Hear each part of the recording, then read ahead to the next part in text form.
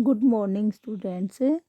आज हम शेर शिवाजी पाठ में आगे पढ़ेंगे। कल हमने इतना पढ़ लिया था कि राम सिंह शिवाजी को समझाते हैं कि औरंगजेब रूपी शेर की मांद में घुसने का दुस्साहस तो कर लिया है, लेकिन आप उनके साथ कुछ भी गलत करने का ख्याल जो है मन से निकाल दीजिए, क्योंकि कुछ समय तक आप मान सम्मान जो उन्होंने अपमान उनके दरबार में कर दिया था औरंगजेब ने शिवाजी का, उस चीज़ को अपने मन से या दिलो दिमाग से निकाल दीजिए, क्योंकि जान है तो जहान है, बाकी बातें बेकार हैं। यदि जीवित रहेंगे तभी तो इस सारे चीज़ का फ़ायदा होगा बगावत करने का, नहीं तो कुछ भी नहीं रहेगा। अर्थात उनको डर था कि औरंगजेब यदि उनके इरादों को भाप गया तो उनको या तो नज़रबंद करवा सकता था या मार सकता था।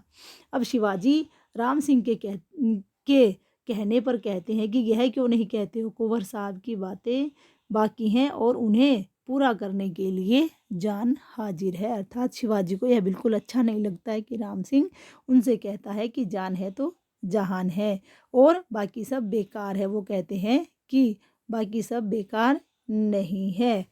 तो उसके बाद शिवाजी राम सिंह को जवाब देते हुए कहते हैं कि बाकी बातें बेकार में क्या है, बाकी को तो देखने समझने से इनकार कर दें तो जहान में चींटी इतनी जान बचा कर ही क्या कर लेंगे। अर्थात आपकी तरह है, जो भी मान अपमान होता है उसे सहते जाओ और चींटी की तरह है अपनी जान बचाने में लगे रहो। चींटी में कितना दम होता है और उसकी जान कितनी होती है, बिल्कुल उसी की तरह शिवाजी कह रहे हैं कि ऐसी जान बचाकर हम क्या करेंगे।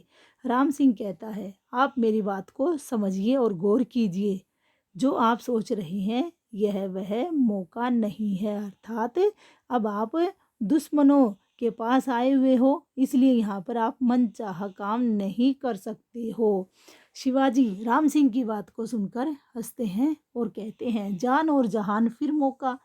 अब उन्होंने जो राम सिंह ने शिवाजी से कहा है उसी बात के ऊपर शिवाजी कहते हैं कुंवर साहब मौका मिलता नहीं है, साधना होता है। अर्थात मौका हमारे इच्छा अनुसार नहीं आता, हमें तो मौका तकना पड़ता है, ढूंढना पड़ता है। मौका मिलने की राह देखना कुछ नए करने का बड़ा खूबसूरत बहाना है और मौके का इंतज़ार करने का मतलब होता है कि आप कुछ करना नहीं चाहते हैं। और एक प्रकार से वो शब्दों के माध्यम से राम सिंह के ऊपर कटाक्ष कर रहे हैं, क्योंकि राम सिंह कभी भी बादशाह के विरुद्ध नहीं हो सकता था।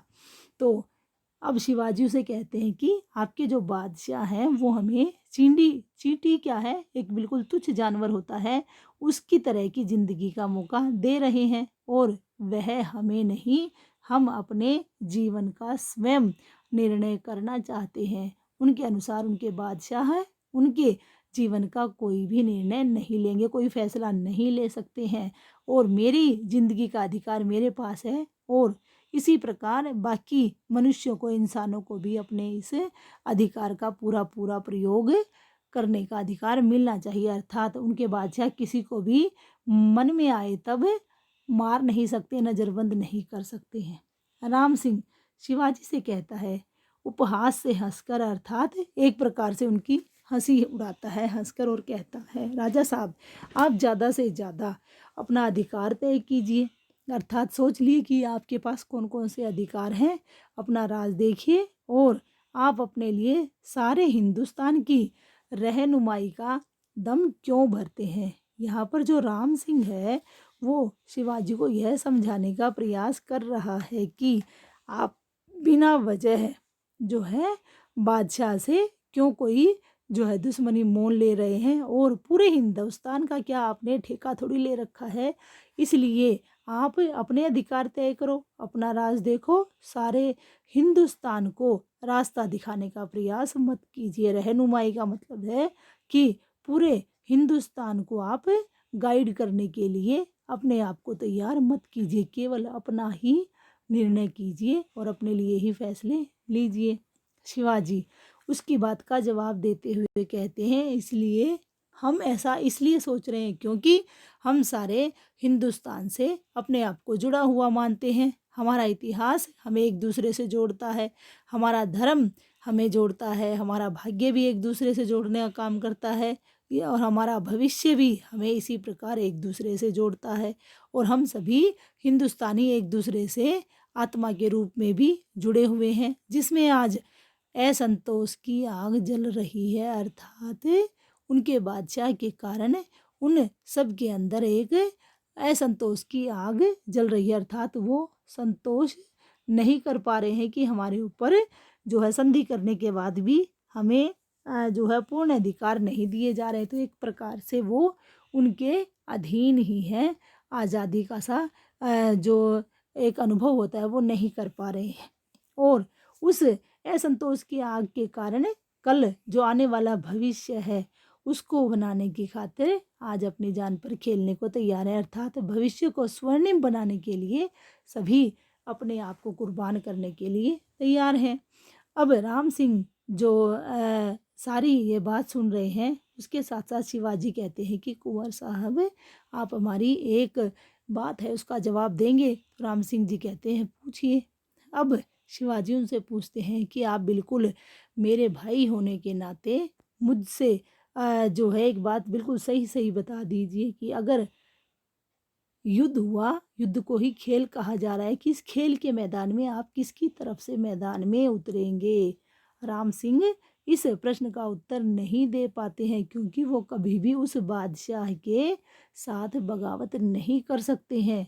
लेकिन शिवाजी इसका उत्तर मांग रहे हैं तो वो शक पकाकर, अर्थात एक प्रकार से सही तरीके से जवाब नहीं दे पाते हैं, और कुछ संशय का मतलब है कि थोड़े डाउटफुल भी हैं हाँ या ना करने में। तो एक दूसरा ही प्रश्न शिवाजी के सामने रखते हुए कहते हैं कि आप हमसे करवाना क्या चाहते हैं वह बताइए। शिवाजी कहते हैं हम तो क्या कुंवर साहब, दुनिया की कोई भी ताकत आपके साथ है जोर ज़बरदस्ती नहीं कर सकती है, क्योंकि आप अपने को जानते हो कि आप क्या कर सकते हो और क्या नहीं। इसलिए मेरी बजाय खुद से यह प्रश्न कीजिए कि आप खुद क्या कर सकते हैं और क्या करना चाहते हैं। हमने कुछ चाहा किया, आज यहाँ आपके बादशाह की राजधानी में मौजूद हैं, अभी कुछ और बाकी है वह भी करना चाहते हैं, अर्थात आपके बादशाह ने हमें यहाँ संधि के नाम पर बुला लिया और हमारा जो मन था वो कुछ ही करने का था, लेकिन यहाँ आने के बाद अब हमारे मन में कुछ और करना बाकी है, वो हम करेंगे। राम सिंह कहता है कि हम आपकी बात समझ गए हैं, आप हमसे क्या करवाना चाहते हैं। तो वो राम सिंह जो है शिवाजी से कहता है कि आप हमसे यह चाहते हैं ना कि हम अपने मालिक अर्थात बादशाह के साथ बगावत करें, अपनी स्वामी भक्ति को कलंकित करें, क्योंकि वो उनको ही अपना स्वामी मानते हैं और उस स्वामी के विरुद्ध वो बिल्कुल भी नहीं जा सकते। यदि वो उसके विरुद्ध जाते हैं तो यह उनकी स्वामी भक्ति को कलंकित करेगा। तो राजा साहब आप तो हमारा लोक और परलोक दोनों को बिगाड़ने की नसीहत दे रहे हैं, अर्थात यदि हम अपने बादशाह के विरुद्ध खड़े हो जाएंगे या हम बगावत करेंगे तो हमारा तो लोक और परलोक दोनों ही खराब हो जाएंगे, अर्थात हम ना इधर के रहेंगे ना उधर के रहेंगे। तो राम सिंह वैसे तो सही कह रहा है, क्योंकि उसके अंदर इतनी ताकत नहीं कि वो औरंगजेब का मुकाबला कर सके, इसलिए वह उनके अधीन रहकर काम कर सकता है, मान अपमान सह सकता है, लेकिन उनके विरुद्ध खड़ा नहीं हो सकता है, क्योंकि उसे पता है कि मैं इनके विरुद्ध खड़ा हो गया या मैंने बगावत की तो या तो वो उसे ज़िंदा नहीं छोड़ेंगे या फिर उसे कैद में डाल देंगे। इसलिए वो शिवाजी को भी यही समझाने का प्रयास कर रहे हैं कि आप भी अपने मन से इस ख्याल को निकाल दीजिए कि आप उनके विरुद्ध खड़े होकर अपने आप को उनसे बड़ा साबित कर पाएंगे। ऐसा असंभव है, इसलिए अब यहाँ बादशाह के पास आने के बाद अपनी जान बचाने का प्रयास अधिक कीजिए, ना कि हिंदुस्तान को बचाने का प्रयास। तो आज हमने इतना इस पाठ में पढ़ लिया, कल हम इससे आगे जानेंगे कि राम सिंह और शिवाजी जो हैं आगे क्या बातचीत करते हैं। तो आज हमारा जो है पाठ यहीं ख़त्म होता है। आपका दिन शुभ हो। धन्यवाद।